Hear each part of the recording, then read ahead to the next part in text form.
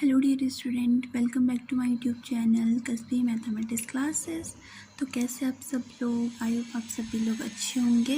Okay, तो आज हम स्टार्ट करेंगे आपका चैप्टर 6 एक्सरसाइज 6.3 का क्वेश्चन नंबर 14। और इस क्वेश्चन नंबर 14 में आपके 5 पार्ट। ओके, तो सबसे पहले करेंगे क्वेश्चन नंबर 14 का फर्स्ट वाला पार्ट। तो चलिए, क्वेश्चन स्टार्ट करने से पहले मेरे चैनल को लाइक, शेयर और सब्सक्राइब कर दीजिए। तो चलिए करते हैं क्वेश्चन। अब देखिए, ये क्वेश्चन नंबर 14 है, तो इसके 5 पार्ट है, ठीक है। और 5 के 5 पार्ट में हमारे पास एक एक कर्व की इक्वेशन दे रखी है एंड पॉइंट भी दे रखा है कि इस पॉइंट पे हमने इस पर श्री का इट मीन्स टेंजेंट और अभिलंब इट मीन्स नॉर्मल्स की क्या निकालनी, इक्वेशन निकालनी है। ओके, लाइन की इक्वेशन टेंजेंट और नॉर्मल्स की। तो सबसे पहले ये क्वेश्चन नंबर 14 का जो फर्स्ट पार्ट है ये है y equal to x to the power 4 minus 6x cube plus 13x square minus 10x plus 5 and point given है 0 और 5। ठीक है, इस पे निकालना है हमने इसकी स्पर्शिका और अवलंब की समीकरण। तो सबसे पहले जो ये कर्व है इसका डिफ्रेंशिएशन करेंगे। तो डायरेक्ट डिफ्रेंशिएशन करते हो लॉन्ग फॉर्म में नहीं चलना हमको। एक्स टू द पावर 4 का हो जाएगा आपका 4x cube and x cube का हो जाएगा 3x स्क्वायर। तो 6 इंटू 3 हो जाएगा 18 प्लस 13 तो ऐसे रहेगा, एक्स स्क्वायर का हो जाएगा 2x और 13 इंटू 2 कितना होता है 26x माइनस 10x का 10 आ जाएगा और 5 का डिफरेंशियल 0। अगर आपको ऐसे शॉर्ट में करना नहीं आता है तो आप लॉन्ग फॉर्म में कर सकते हैं। 1 टाइम d/dx एक्स की पावर 4 के साथ लेके देन वहाँ पे x to the power n वाला फॉर्मूला लग रहा है। ओके, सारी जगह मोस्ट ऑफ यही वाला फॉर्मूला लग रहा है यहाँ पे। तो ये हो गया इसका डिफ्रेंशिएशन। एंड नेक्स्ट हमारे पास पॉइंट है 0 और 5। तो 0 और 5 पे सबसे पहले हम स्पर्शरेखा की परिवर्तन निकालेंगे, स्लोप निकालेंगे, क्योंकि इक्वेशन निकालने के लिए हमारे पास स्लोप का होना बहुत ज़रूरी है। तो एक्स की 0 पुट करेंगे, ठीक है, क्योंकि ये एक्स के मान होता है और ये वाई का। तो 0 का क्यूब 0 ही होगा, 18 0 का स्क्वायर 0, 26x इंटू 0 माइनस 10। तो यहाँ से जो हमारे पास m1 इट मीन्स स्पर्शरेखा की जो परिवर्तन आएगी वो आएगी यहाँ पे -10, क्योंकि यहाँ तक तो कंप्लीट 0 हो जाएगा। तो बचा क्या, सिर्फ और सिर्फ -10। अब जब स्पर्शरेखा की परिवर्तन आ गई है हमारे पास, तो इसकी हेल्प से हम क्या करते हैं, अब डायरेक्ट निकालते हैं स्पर्शरेखा का समीकरण।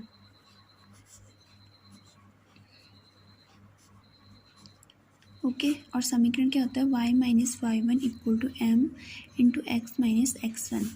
अब x1 और y1 तो ये दे रखा हमारे पास 0 और 5। तो y माइनस 5 स्लोप आ गई -10 एंड x माइनस 0। तो ये इसके साथ सॉल्व होगा, तो x minus 0 x and minus 10x हो जाएगा। तो ये इधर आएगा, तो 10x plus y minus 5 equal to 0। Okay, ये है आपकी यहाँ पे स्पर्शरेखा की समीकरण। अब स्पर्शरेखा की समीकरण हमारे पास आ गई है, तो नेक्स्ट निकालेंगे हम अभिलंब की समीकरण। तो अभिलंब की समीकरण निकालने के लिए भी हमारे पास अभिलंब की परिवर्तन भी होनी चाहिए, जो निकालेंगे हम इस वाले फॉर्मूले से, m1 into m2 equal to -1। Okay, ये मोस्ट ऑफ फॉर्मूले आपने क्लास 11 में पढ़े हैं। अब m1 हमारे पास है -10 इंटू m2 इक्वल टू -1। तो ये माइनस से माइनस कैंसिल हो जाएगा, m2 इक्वल टू आ जाएगा आपका 1/10। तो जो ये m2 है आपका, ये है आपके यहाँ पे स्पर्शरेखा की परिवर्तन। ओके, सॉरी, अभिलंब की परिवर्तन आपके पास। तो अब यहाँ पे निकालेंगे हम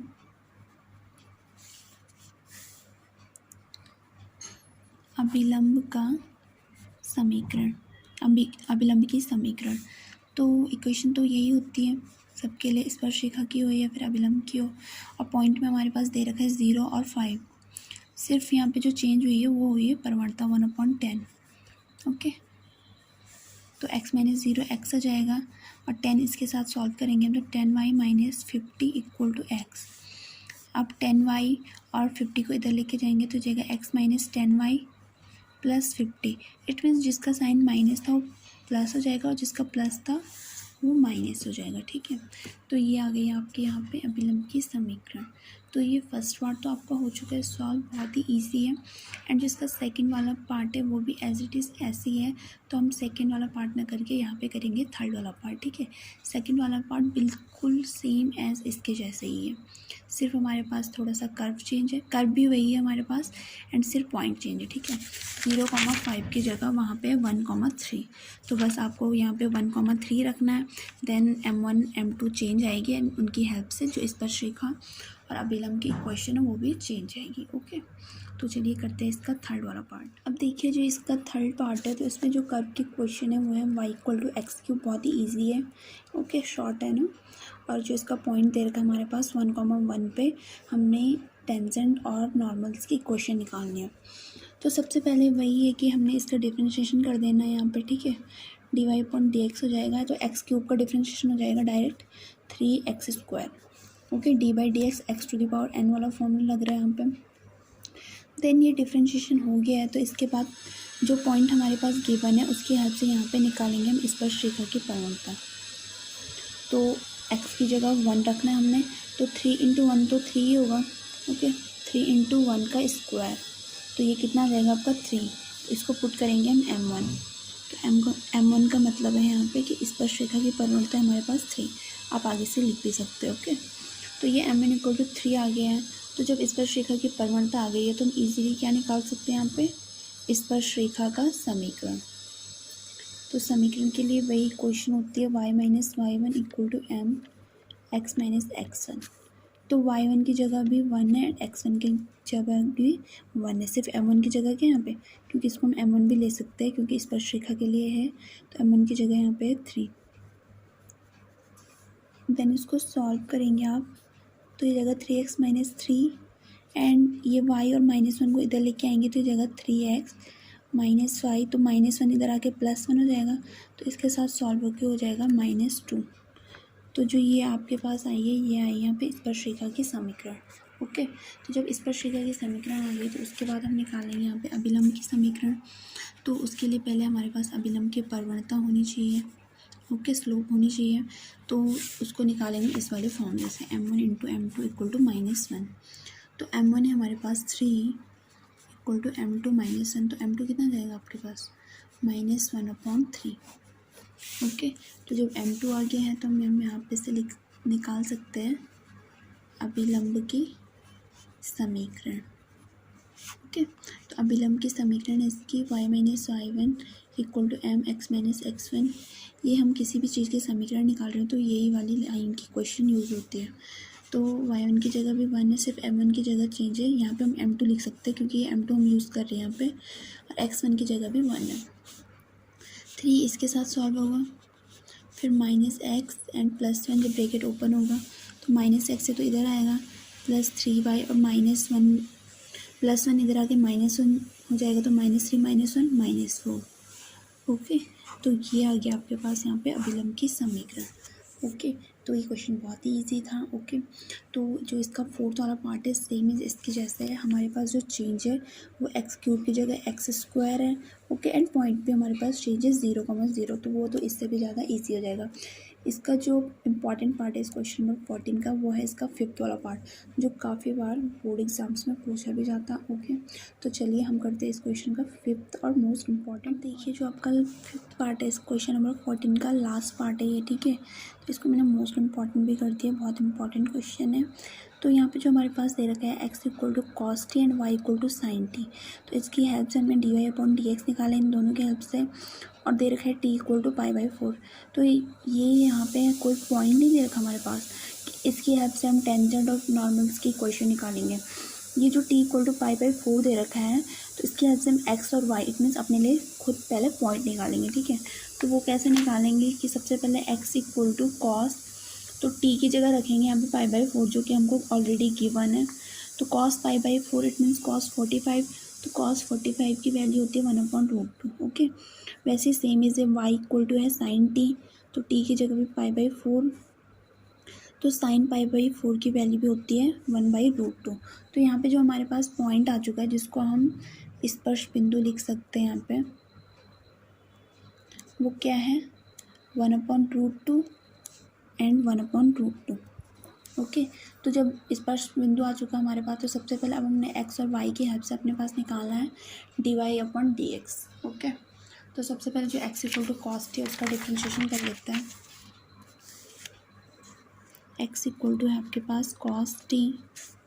ओके, इसका डिफ्रेंशिएशन करेंगे हम, तो टी क्योंकि वेरिएबल यहाँ पे, तो ये हो जाएगा D x upon d T. T के अकॉर्डिंग करेंगे तो D upon d T cos T. तो कॉस टी का जो डिफ्रेंशिएशन होता है वो होता है माइनस साइन टी। ओके, तो D x upon d t हमारे पास आ चुका है। तो इसको हम क्या करेंगे, अब निकालेंगे हम y equal to sine t का डिफ्रेंशिएशन, जो हमारे पास दूसरा दे रखा है यहाँ पे फंक्शन। तो ये हो जाएगा d y upon d t equal to, और साइन टी का डिफ्रेंशिएशन होता है कॉस टी। ओके, तो यहाँ पर डायरेक्ट लिख दिया मैंने। तो अब क्योंकि हमको चाहिए d y upon d x, जबकि हमारे पास d y upon d t है, d x upon d t है, तो हमको ये नहीं चाहिए, हमको d y upon d x चाहिए। तो जो फॉर्मूला बनेगा वो बनेगा d y upon d t into d t upon d x, क्योंकि जब यहाँ से डी टी से डी टी कैंसिल होगा तब d y upon d x ही हमको हमारे पास मिल जाएगा हमको। ओके, तो ये जो d y upon d x आए हैं ये क्या है, d y upon d t हमारे पास cos t into d t upon d x चाहिए अब हमको, लेकिन जो हमारे पास आए वो d x upon d t है, तो इसको रिवर्स में लेंगे तो ये आ जाएगा minus one upon sine t. Okay, तो d y upon d x t कितना हो जाएगा आपका, cos t upon sine t कितना हो जाएगा, कॉट टी, एंड माइनस भी है साथ में, तो ये हो जाएगा माइनस कॉट टी। तो इसको आपको बहुत ध्यान देना है कि कॉट है टी है, क्योंकि बहुत टाइम क्या होता है कि हम इस पर ध्यान नहीं देते, डबल टी के चक्कर में यहाँ पे कॉस टी भी हो जाता है। तो ये हमको यहाँ पे ध्यान देना है। ओके, बहुत ही माइनर मिस्टेक है लेकिन कभी कभी हो जाती है। तो ब्रैकेट में रख लिया हमने कॉट टी। तो अब जब d y upon d x आ गया और t equal to pi by 4 तो हमारे पास दे ही रखा है, तो उसकी हद से हम क्या निकालेंगे यहाँ पे, स्पर्शरेखा की परिवर्तन। तो ये हो जाएगा माइनस कॉट, और टी की जगह रखेंगे पाई बाई 4, तो कॉट पाई बाई 4 कितना होता है आपका 1। ओके, कॉट 45, तो ये हो गया आपका m1। तो स्पर्शरेखा की परिवर्तन हमारे पास आ गई m1। ओके, अब हम इसकी हेल्प से निकाल सकते हैं यहाँ पे स्पर्शरेखा का समीकरण। तो यहाँ पे लिखते हैं स्पर्श रेखा का समीकरण। ओके, तो लाइन के लिए तो यही क्वेश्चन आपके m1 लिख लेते हैं इसको, क्योंकि स्पर्शरेखा के लिए m1 यूज़ होता है। ओके, तो अब देखिए x1 और y1 तो हमने निकाल दिया, हमारे पास जो है ये 1/√2 और 1/√2, क्योंकि किसी भी लाइन की क्वेश्चन निकालने के लिए हमारे पास एक बिंदु होना ही चाहिए। तो जगह y माइनस 1/√2 इक्वल टू, और m1 जो अभी निकाला हमने -1 एंड x माइनस 1/√2। ओके, अब इसको सॉल्व करेंगे इसके साथ, तो ये जाएगा √2 y माइनस 1/√2। इट मीन्स यहाँ पे हमने इसका डिनोमिनेटर इक्वल कर दिया। ओके, अब ये कितना जाएगा, इसको ब्रैकेट ओपन करेंगे आप पहले, तो -x प्लस 1/√2। अब उसका भी डिनोमिनेटर हम इक्वल करेंगे, तो ये जाएगा -√2x प्लस 1/√2। अभी क्योंकि अपॉन में दोनों इसका डिनोमिनेटर इक्वल है, तो ये दोनों आपस में कैंसिल हो जाएंगे, तो -√2x इधर लेके आएंगे हम, तो √2x प्लस √2y, एंड ये -1 है, +1 इधर आके -1 हो जाएगा, तो -1 -1 -2। तो ये आ गया है जो हमारी टेंजेंट की जो इक्वेशन है, स्पर्शरेखा के समीकरण है, वो आ गया हमारे पास √2x plus √2y -2 equal to 0। Okay, है ना इजी, बस आपको थोड़ा सा ध्यान देना है, और क्वेश्चन थोड़ा सा बड़ा जा रहा है, लॉन्ग जा रहा है। ओके, लेकिन ये बहुत ही इंपॉर्टेंट क्वेश्चन है। अब स्पर्शरेखा की समीकरण आ गई, अब हमने अभिलंब की समीकरण निकालनी है, तो उसके लिए हमारे पास क्या होनी चाहिए, अभिलंब की प्रवणता भी होनी चाहिए। तो वो कहाँ से आएगी, इस वाले फॉर्मूले से, m1 into m2 equal to -1। तो m1 तो हमने निकाल रखा है, स्पर्शरेखा की प्रवणता जो है -1 इंटू m2 इक्वल टू -1। तो m2 क्या हो जाएगा यहाँ से, -1/-1 प्लस 1। तो जो हमारी अभिलंब की प्रवणता आई है वो आई है 1। अब अभिलंब की समीकरण निकालनी है हमने लास्ट, अभिलंब की समीकरण। तो उसके लिए फॉर्मूला होता है y माइनस y1, सॉरी दूर हो गया थोड़ा, y minus y1 equal to m x minus x1। तो x1 और y1 तो हमारे पास वही है 1/√2 जो हमने निकाले है पीछे, m है हमारे पास 1 एंड 1/√2। तो यहाँ सबसे पहले आप कर लेंगे इसको डिनोमिनेटर को इक्वल। ओके, 1 इंटू एक्स तो x ही होगा, तो जगह √2x -1/√2। अब इससे ये कैंसिल हो जाएगा एंड जो हमारे पास आएगा √2y और -1 को उधर लेके जाएंगे तो जाएगा √x -1, तो ये -√2y हो जाएगा आपका यहाँ पे। ओके, -√2y, -1 इधर आके कितना हो जाएगा +1, तो +1 -1 तो 0 हो जाएगा, तो इक्वल टू 0। ओके, ये भी आपकी अभिलंब की समीकरण है। लेकिन अगर आप इसे और छोटे रूप में लेना चाहते हैं तो यहाँ से √2 अगर हम कॉमन लेंगे तो कितना बच जाएगा हमारे पास x - y इक्वल टू 0।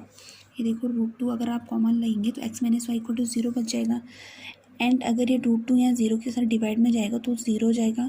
तो यहाँ पे जो हमारी अभिलंब की जो क्या आई है समीकरण आई है वो आई है x - y equal to 0। Okay, तो ये हो गया आपका इसका 5th पार्ट भी सॉल्व। तो यहाँ पे होता है आपका क्वेश्चन नंबर 14 कंप्लीट। ओके, आप देखिए, और जो पार्ट नहीं बताए मैंने क्योंकि वो सेम है प्रीवियस पार्ट के जैसे ही है, और अगर आपको कहीं भी प्रॉब्लम होती है तो आप मुझे पूछ सकते हो। Okay, thank you so much.